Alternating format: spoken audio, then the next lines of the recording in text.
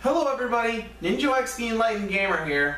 Welcome to another new Enlightened Vlogs. The very last Enlightened Vlogs for the month of June. And the very last Enlightened Vlog that I'm recording ahead of time. Today, I'm going to break some ground.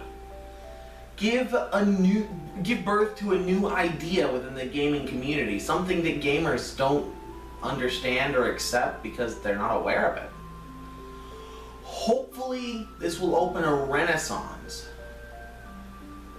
of gaming ideas where people will be able to enjoy the world for what it is and challenge themselves without requiring every single detail of anything they ever do ever to be without any flaw in the slightest in their opinion. It is a truth of this world that everything is subjective to perspective. That rhymed. Sort of. Yeah, it did rhyme. Subjective to perspective. Meaning that, let's say two people get in a fist fight, and one person gets bloody, but the other one makes it out unscathed.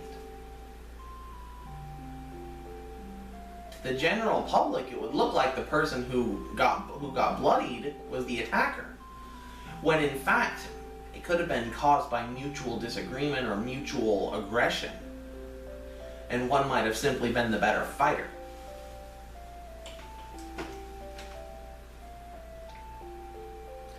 This is what bothers me about things like domestic violence. This is the truth of that matter. And I'm going to save this for another vlog for a future date. Domestic violence isn't okay. But by that, I don't just mean the father or the husband attacking. I mean the family attacking. Brothers and sisters are going to fight. But even that has its limits. Where that's okay, and where it's not. But if your wife comes at you with a knife, if you're big and strong, you should still have the right to defend yourself. But our society, at least here in the States, acts like because you have a vagina instead of a penis, that automatically means you're incapable of committing anything, any kind of wrong, any kind of crime. And that's just sick and disgusting. But that's not the topic of this particular vlog. The topic is gamer responsibility. We as gamers have a responsibility to the game companies that we love, to the games that we adore, to the games that we spend hundreds of thousands of hours playing, to try and enjoy them. We have a responsibility to not necessarily go in optimistic, but to challenge ourselves. To not sit there and wait for the perfect game, but instead to make a perfect experience out of an imperfect game. Anybody who's married and stayed married knows that love isn't something that happens when two perfect pieces fall into place. That never happens. Almost never happens. Love is two imperfect pieces finding a perfect experience through coexisting.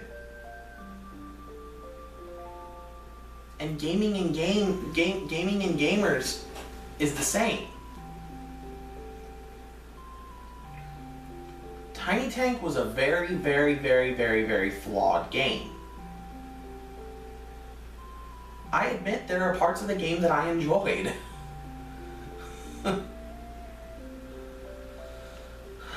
Some of the banter was entertaining, well, some of it was junk, but some of it was entertaining. And there are other games like that. Just try to enjoy yourself. A game should never be too easy for it to be fun. I heard somebody say something recently in a video, I'm not going to mention the video out of respect, where they said that games need to be hard in order to be good. I might have already spoken about this, but they don't. Games have to be good in order to be good. Difficulty does not define whether or not a game is good, because gamers have different skill levels. There are the speedrunners out there who can take the most difficult games of all time and beat them in a matter of hours at most. To them, anything beneath impossible is boring. But then there are gamers who are new, or gamers who just aren't that skilled. We have to be willing to accept that gaming is a medium for everybody to enjoy. So then how do you continue to get enjoyment out of games, Ninja? How do you continue to enjoy games like Twilight Princess, which in all honesty isn't hard? I died, once, maybe twice in that entire Let's Play? I game over once against the spinny bally guy.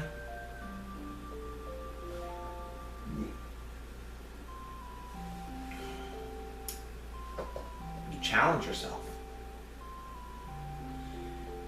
I always challenge myself whenever I play a game, even in my own time, because that raises the difficulty shelf for me. But I can choose challenges based off of the game that I'm playing so that it's a fair challenge. For games I'm really good at, I impose stiffer challenges, stiffer restrictions. For games I'm really mediocre at, I impose less restrictions.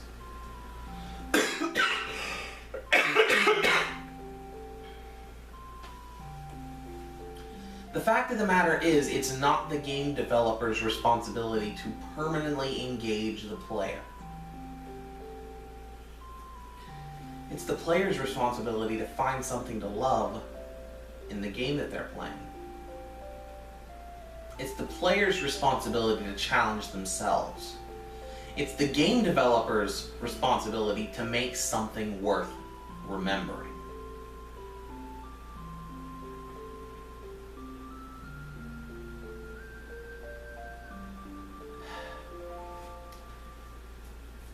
Game developers are artists, and gaming is their art. One of the quintessential rules to art is that it has to be worth the time spent to create it.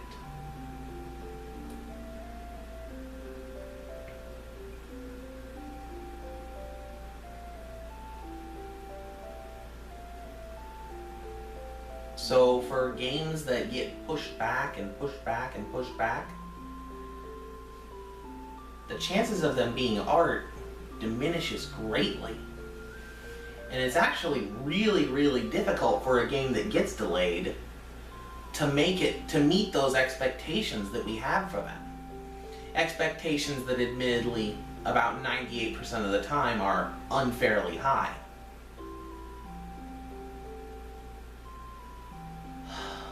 It's the gamer's responsibility to challenge themselves. And by challenging ourselves, we stay engaged. By challenging ourselves to uncover the lore, by challenging ourselves to come up with theories and new ideas, by challenging ourselves physically, limiting what we are allowed to do, such like in my Ratchet and Clank Let's Play, to challenge ourselves to complete every aspect the game has to offer.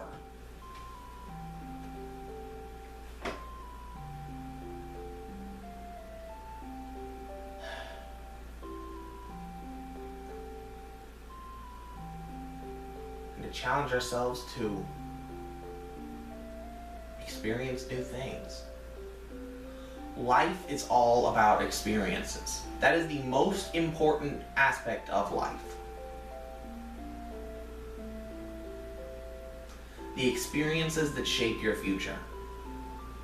That is what makes you, you, and what makes me, me. One of my experiences is running a YouTube channel. Another one is getting it over my head with Tiny Tank. Another one still is saying the word why a lot.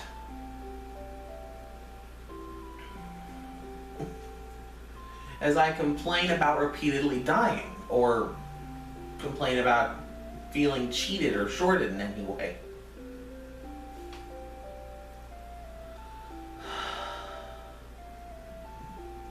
Let your experiences be broad.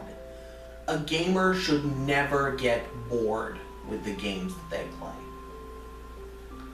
I've been playing the same games for years. I admit, I have. I don't have the money for new consoles. I very rarely get new games for old consoles. And so, most of my experiences are recycled. But by continuing to challenge myself, I've continued to keep those experiences fresh. And continued to gain more from new. There's a saying, history is written by the victors. Here's a new spin on it. Experience is written by whatever quill is in your hand. If you want to change the experience, all you need to do is change the quill. Approach it from a different angle. Approach research from a different direction. Approach an experience from a different perspective. Changing the perspective fundamentally changes the experience. So I hope the next time you're gaming, you won't just fly through from point A to point B, but you'll take a challenge, take a chance.